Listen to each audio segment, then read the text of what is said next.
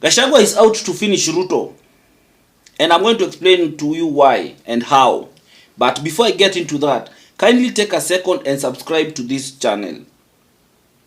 Kindly take a second and subscribe to this channel and hit the notification bell so that anytime I post a video, you'll always be the first to know. My name is the African Updater, and my work here is to always update you on things that happen around politics in Kenya, and to always give you the analysis and how I feel things will happen and why I feel things are unfolding the way they are unfolding.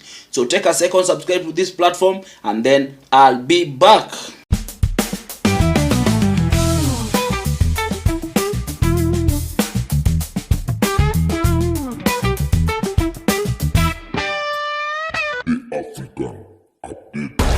Yes, thank you for subscribing. So Gachagua was doing an interview, and my God, that guy came hard on President Ruto. Yes, President Ruto. He really rained down on him. He came alikuja na vitu, like some things he was saying, and I'm telling you, they were heavy. First, he said how Ruto had hatched a scheme to finish ODM. He was working so hard to inherit Baba's support base and to split ODM and everything. And then how he was moving forward, how he that gold scheme with the South. There's a plan that Ruto is planning to, has gotten into some business deal with the RFA, that rebel group in Sudan. Because its real intention is just to do business and to sell gold and everything. He came up with so many things. I think let me just put for you at least 2 videos, a snippet of that interview, and then I'll come back. But if you want to watch the whole video, it's there on YouTube. Go and watch it, the whole interview, and then you'll. But for now, let's watch those 2 snippets of the snippets, and then we come back, and then I'll give my analysis of the whole interview and everything. Allow rebels who have been slapped with international sanctions because of the genocide to meet in government facilities in Nairobi. You have heard Sudan now is threatening to stop our tea going to Sudan. And what is happening is that the president has put his personal and commercial interests ahead of the country's interests. That's the problem that they are. They are doing business with the RSF chief of gold that is being gotten from that area, brought to Nairobi and taken to Dubai. And you can substantiate? Yes, I can. I have one time. And, diplomatically, the president cannot invite Hamed here because he was vice president. And he asked me to invite him on his behalf. And he called me and said, sign this letter, invite Hamed here because I want to have a discussion. When was this? Sometime 2023. Okay. And I did invite Hamed and welcomed him and delivered him to the president. There was nothing about Kenya. They were just discussing business, about gold, about such other things. You were in that meeting? No, I introduced him and then I was told to leave because it had nothing to do with Kenya. How do you know this then? No, I'm saying if it had anything to do with Kenya, I would have sat through the meeting. But I'm the one who, after they were through, I'm the one who took him to the airport and I inquired and they are doing business. So, in fact, one of the burden that I carry that is very heavy on me, that sometimes weighs me down, it's just how foolish I feel at times. That I was deceived by Ruto because he was a Christian, he came with the Bible, I believed him. I never even asked we sign anything. I was so naive, I was so trusting. I sometimes it weighs me down, I cry at night. How foolish would I have been? And I'm a student of political science. But we say once bitten, twice shy. The whole country is in tears. And it's just 2 years down the line. And I looked at, I saw after the AUC, I saw a fellow who works for the National Intelligence Service, an MCA from Nairobi here, called Alai. He wrote a big post trying to blame President Uhuru Kenyatta that he is the one who campaigned Raila Odinga at the AU. Okay. I want to tell those people of Ruto and ODM to leave Uhuru Kenyatta alone. Yes, so you've watched those, and it's a long interview. It's about 1.5 hour interview with they did it with the KTN. So the guy, I'm telling you the truth, that Ruto did a very bad mistake to impeach Gachagua. Because trust you me, the battle that Gachagua is fighting with Ruto cannot win that war. And I'm worried for Ruto because I don't see Raila teaming up with Ruto. If you can imagine, there's a statement that Raila made. I think you watch this statement and then you can tie it up with what the UDA side, the government side, is saying about broad-based, about now how they're uniting Kenyans, how he doesn't regret working with Raila. And then if we tie all these things, then you will understand. Listen to what Raila said, and then I'll be back. That's why I'm back here, and I say that before I make any comprehensive statement, I was going to consult widely. I'm not just going to be confined to Nyanza or this part of Nyanza. I will be talking to leadership from Kisii, from Western, from the coast, from the Rift Valley, from the Eastern, from Northeastern, from Central, all over the country. During this period of time, I'm going to consult before we make the next move, as I said. So I say that I will make a statement sometimes next week. And I want just to tell you here also that watch this space. Yeah. I'm going to make a statement. You can listen to Raila carefully saying he's going to consult more and more, and he's going to consult not only in Nyanza region, but he's going to move in all regions of the country. If you understand Raila's politics, there's something that Raila is planning. And I told you that Raila is trying to set up Ruto. Because they had a meeting with Ruto, which that meeting, according to maybe Ruto, knew that, okay, Raila, we are going to strike a deal with him, he's now on our side and then Raila comes back and says, I'm still consulting. Inamaanisha he has not yet agreed to work with Ruto. But on the other side, Ruto feels like Raila will work with him. There's a deal. It's very simple. Raila is using these consultative meetings and everything to try and push Ruto to give him what he wants. If Ruto doesn't give him what he wants, Raila will come and say, I've consulted enough, and my people have said that this is not the direction that we need to take. You're getting my point? But still, if Ruto gives him what he wants, still Raila will not make that announcement now, but will push it further. He will delay further until he gets what he wants from this government, and once he has exhausted the government, then he will later come out and say, no. After a lot of consultation, I talked to my people and my people said, no, we cannot be here. Now let's come to Gachagua. Gachagua has a great grand scheme, and Gachagua will finish Ruto completely. Because you can see how Gachagua was saying. In Meru, Gachagua said that if Ruto tries to impeach, to remove Mother Koome from that, he should not step in Meru. You know, Gachagua, as someone who has studied political science, he studied political science in the university and literature. He knows how to attack, and he knows how to talk to people's emotions. You remember how he said? He said in that interview that I really regret, I really see myself very stupid that I allowed Ruto to lie to me and to use me. And even went ahead and said, as a student of political science and literature, I feel very embarrassed that I could let someone use me the way Ruto lied to me.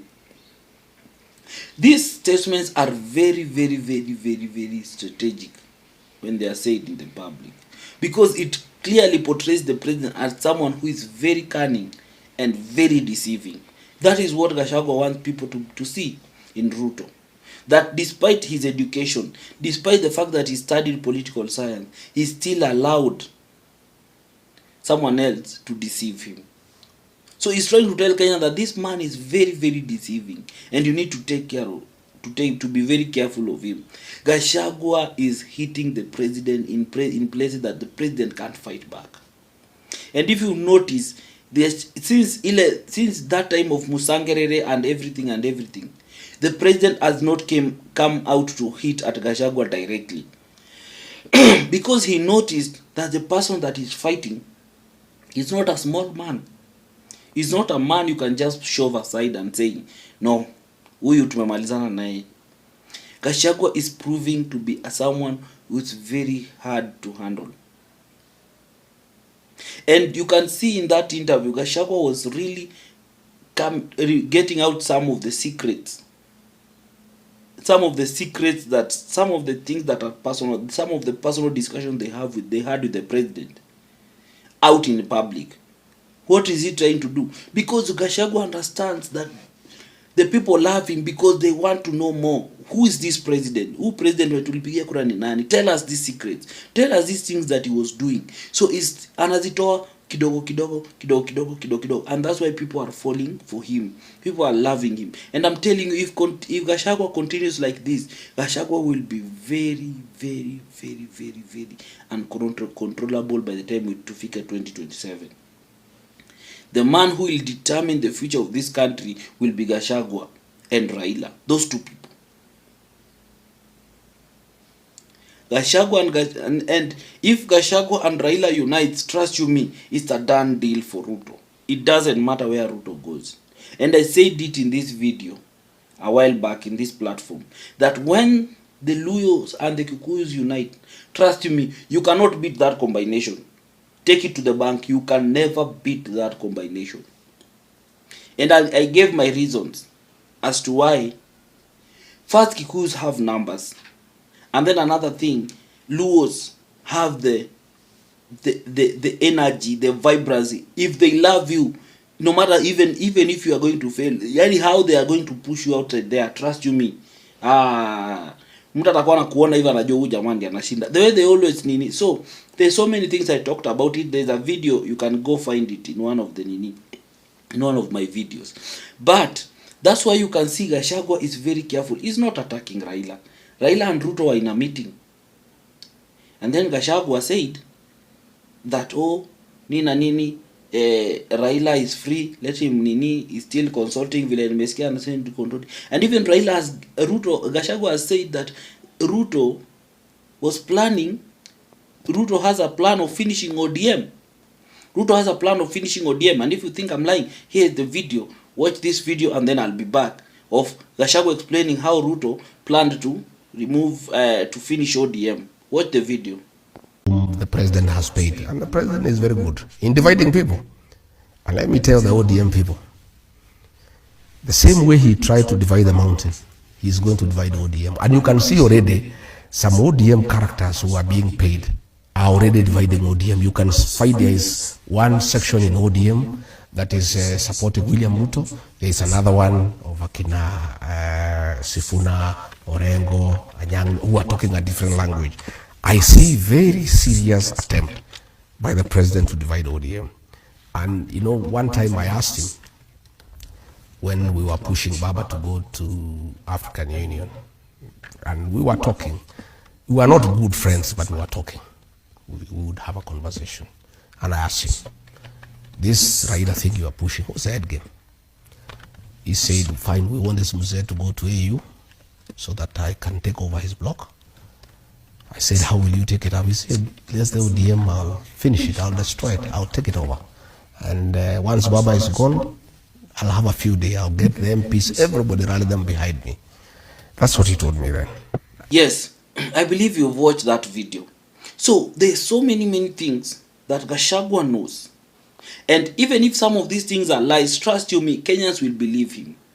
Because look at even in 2027, in 2022, Ruto, he was in the government. Ruto was the David president. But anytime the Azimio side will say that Ruto will come up with an accusation about Uhuru and everything. Anytime Azimio will come and Uhuru's government will come and say that no, but you are part of the government. Ruto alikuwa anaruka anasema no, me I'm not part of it. And Kenyans will believe Ruto. So Kenyans will believe Gachagua regardless. That is the truth. Kenyans will believe Gachagua regardless. And he knows this. So the only thing that Gachagua is begging, and I know is praying so much, is that Raila comes to his side. Once they have Raila and Kalonzo on and Gachagua wakuje side moja, that will be a it will be a game done for Ruto. He will not have anywhere to steal. He will not have anywhere to run to. He will not have anywhere to. And that's why you can see Raila has become the center of attention. Everyone is trying to woo him. Everyone is trying to woo him. But one thing I think I know, and I know categorically, is that Raila, at the end of the day, Raila is going anaenda kuruka Ruto. That is the fact. Raila will not work with Ruto because he understands Ruto very well, and he knows Ruto, and he knows Ruto's schemes. He knows Ruto is a schemer.